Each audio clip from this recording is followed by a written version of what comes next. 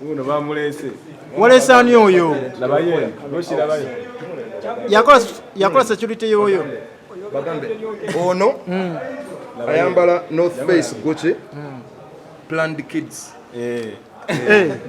walese Planned Kid huyo bagambe tewekoya concert soon yakola ku security yo ono yajikulira naye akyali banyonyoleko okoyo obakwasiza balala ono bicep kandawe ono wa action suwa bigambo embwe bogola teruma mulinde nga atabose wasawu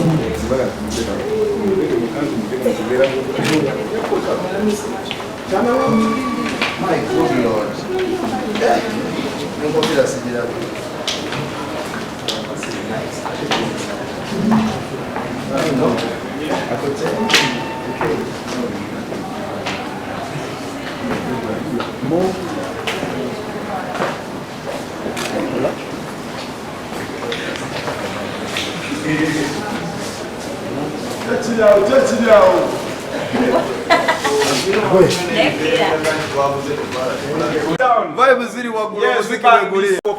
Yes boss. Ndi bulungi ow'ekitiibwa. Tukusanze ne muganda omukozi oluyimba se. Sad Torsh Uganda. Sad Torsh Uganda. wekiri Twina brand new banga bagiyita tewekoya. tewekoya Produced by Bauer. ne Ganzi Yeah man. Nation Wizi article naye ali mabega oluyimba olwo. Man kupeni, so it is a very beautiful song. a new bang in the city We are releasing it as soon as immediately. wekiri So twagala mubere ready lwakuba nti mu kamera zammwe zituuse neziraba nga tetunajjula naye nezitunoonya leka tutandise ziwulidde amasannyalaze Saadi omukulu Pallaso wamufuna otya? waaye mukwano gwange nnyo tuzze twerabalaba mpola mpola era tubaddengawo nga mukwano gwange esebo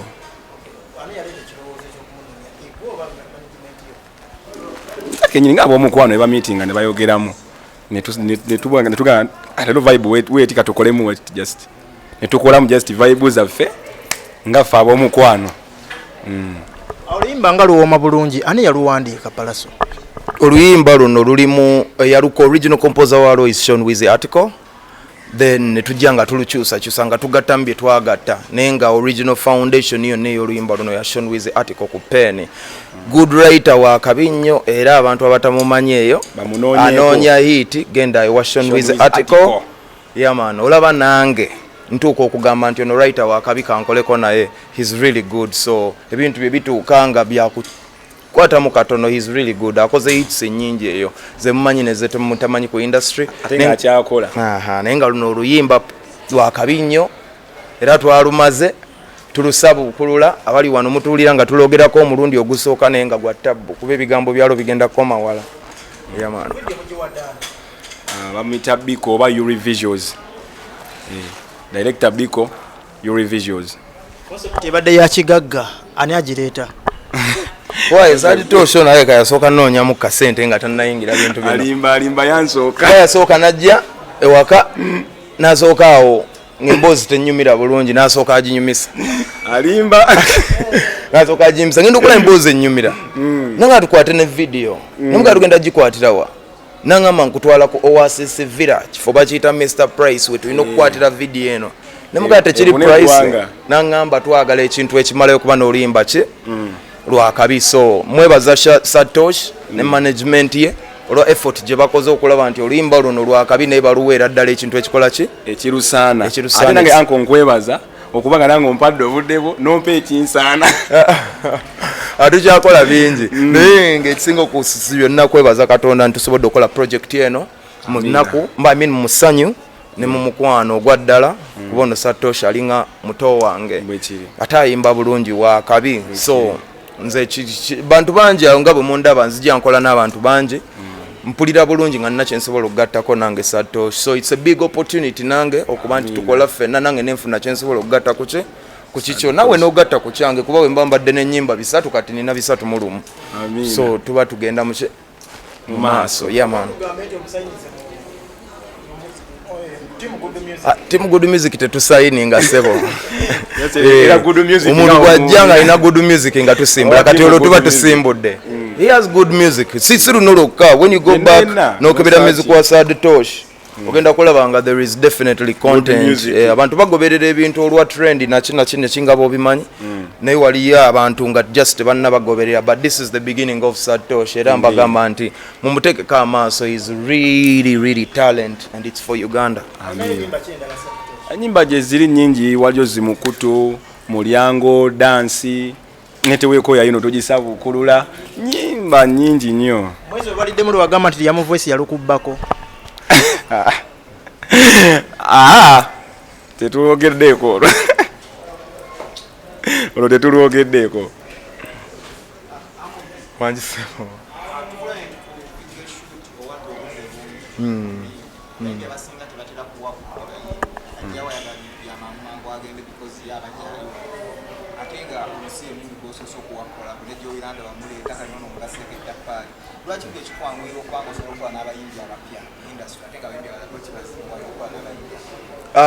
Kubanga nakuba endongo nyingi nnyo ebbanga ddene nga tebagiwa matu paka nanga abayimbi abaliko ba Ready and Weasel ne bampa the same opportunity nenjikozesa bulungi. Yali arrive of Pallaso abayimbi bangi mbalaba babawe ennyimba nakuba olwo lwe bamwanaakomaawo nazikiza. Naye nze namanya nti opportunity ezze era kansuubire nti ne Sad Torsh akimanyi nti ezze opportunity bwejja ate Sad Torsh ekirala kale nkoze n'abantu bangi naye ekyenjawulo kono gayi atukuliddemu weruwero. Abantu beruwero mu Uganda muno njagalwa nnyo mu kitundu ekiyitibwa Luwero, njagalwa nnyo mu kitundu ekiyitibwa Hoima, njagala nnyo mu kitundu ekiyitibwa Ibanda. For some reason I don't know, but they seem to appreciate me a little extra.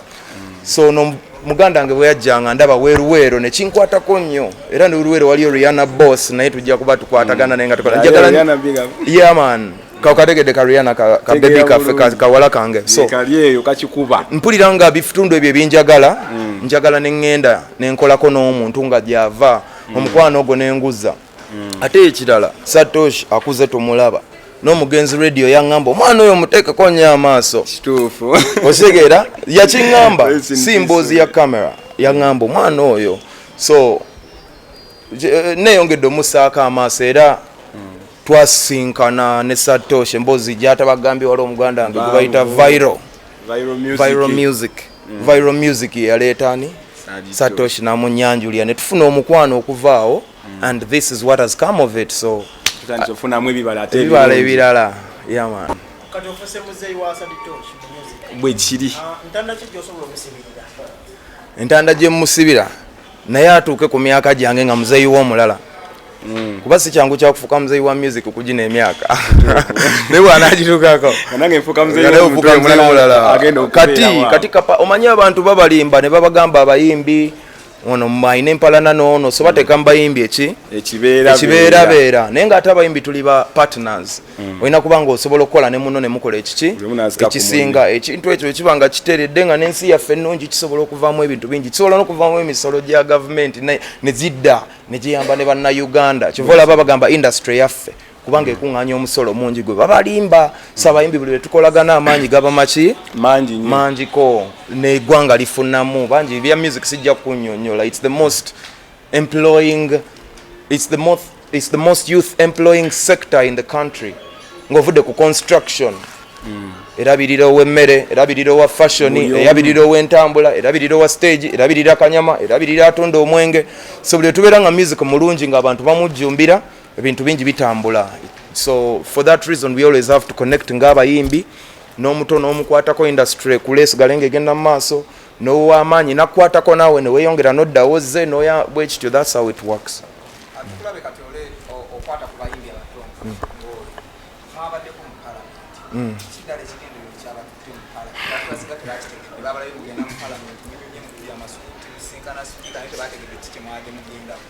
Nze ekyasinze okuntwala mu parliament ne bannange be mwalabye ekisooka nze vice president wa Uganda National Musicians Federation so n'olw'ensonga eyo federation eno bw'abaagala ogitegeera ekuze ecoveringa 25 domains which is 25 regions of Uganda in sub-regions so ezo zonna zirimu association ezeegatta okukola federation eno So federation eno ng'erina ebigendererwa byayo nga bw'olabye bwe zeekula ng'abantu bagikuba bagamba kino bagamba kiri kubanga nga bwe gaye tebaagala bayimbi bakole ki beegatte singa baginaazaako nga bagizuula ng'ebimu byakolebwa mu biseera ebyo nga tewali computer tewali flash drive tewali mechanisms ezisinga. So right now music waffe nga omanyi music is part of art and culture, mu preservation of culture, mu promotion, mu business tali protected. Ugandan music ali awo ate ensi endala ezatulinga emabega kati zatuyitako kuba eyo stage zakola ki zagibuuka dda kati twagenza okulaba nga government etuwa etteeka lya copyright tulabe nga music waffe abeera protected. Bwe banatuwa copyright fe abazimbi tetuzimba bizimbe tuzimba kye bayita intellectual property gwe muziki mpewo tutunda service. So banatuwa copyright intellectual property yaffe egenda kufuuka collateral kye bayita omusingo ng'osobola okusinga music kuba enfuna yo ebeera bwako. Media companies nyingi mu Uganda ez'amaanyi tezinnakwatagana na mutindo gwa kubeera nti bwe zizannya content ate ali copyrighted engeri gi copyright gyeri ennafu okuba nti zisasula omuyimbi royalties ng'ensi endala bwe zikola kuba content bamukozesa. So nga twagala bakyuse ebintu ebyo nga byali byakolebwa mu mateeka amakadde babikyuse bikwatagane n'omutindo. Flash drives hard disks nyingi zitambula mu ggwanga zitambuza music zireetsa music piracy. N'ekyo ekintu obutakalubiriza abantu balina engeri era gye bakikolamu. Abantu abaleeta hard drives ezo ne bakwatagana nabo ne baba nga balina contribution gye bakola nga zimaze otuuka ne ziyamba ku kukulaakulanya eggwanga sente ezo ne ziyamba no contributing ku industry n'ekula. So ebyo ebintu sofe nga bisatu waliwo n'ebirala n'egyo eryessira tulina ze bayita CMOs collective money organization nga bolaba UPRS yekuŋŋaanya sente z'omuyimbi nezikuŋŋaanyizibwa nezisigala wakati nabo olumu tebalina na evaluation methods n'osanga nga tebamanyi ani alina funa ki bwe bamala okuŋŋaanya beetaagamu obuyambi bwa gavumenti okugula ebintu ebyo ebyuma star technology oyo. So ebintu ebyo byonna nga tebirina ngeri gye bisobola kukolebwa kubanga gavumenti yeekutta omukono ogubita. Ne tusalawo twesitule ne batuwa invitation mu parliament bawulirize ensonga zaffe ne tuzanjula bulungi. Tulina kye bayita omuyimbi kwajja ssente omuyimbi ng'akaddiyo oba atudda waka kye bayita callback tunes CRBTs. Ezo CRBTs twagenza ozeetegereza obulungi ng'omuyimbi afunako ku 100 afunako 1.8%. Nga gavumenti etwala omusolo 50%. Telecom netwala zetute ne aggregator natwala zatute naye 1.8% is very unfair. Ate teriyo mu nsi njivu yakulaakulana gy'osanga gavumenti ng'ejja ku kintu omusolo 50%. So twagala okumanya ekyo kyajja kitya ani ali mu Uganda Revenue Authority eyagera omusolo gw'abayimbi gubeere 50%. Ebyo ebintu tetusobola bitakolinga bwa ssekinomu tulina kwegatta era bwe twegasse ne tuwulirizibwa era twagenze ensonga ne tuzanjula tusimbudde. So anytime bwe tugenda kubanga tukyuse eggwanga music industry yaffe yonna eri abo abaliwo n'abo abalijja n'abaliddako and we hope ettaffaali lyaffe linaawulira oba linaalabwa era lijja teekawo embeera eyeesanyusa n'endongo egende mu maaso. Yaman. Ate naawe okimanyi yasinga. Amanya walesi olwa Biko Visions. Atwongere ku luyimba tweshutingirwa Pallaso ne Torsh. Ne Torsh. Lwaki masaze okushootingira mu mall? Oluyimba olwa Pallaso ne Torsh baluyita teweekooya ate mulimu message y'omuteekamu ebinusu so tetwasookedde na mu mall tulina gye twasookedde kwegamba olwalaga ssente so eno mall nga woogirayo buli kimu kya bbeeyi so nga content bwali nti ajja muteekamu buli kinusu so lwaki twamulese mu mall ne tulaga shopping kuba akasente wekali nga weoluyimba welugamba tulinawo gye twasookedde eri mu motero mumansa sente ebyokunywa so tulina content mungi ate era tukyashootinga ebirala mutuva maneeno. Pallaso mumusanze mutya mwabakola naye? Omuntu akyasinza obeera omukakamu obukakamu bwe bukyuka ku buntu bwayinza olaba.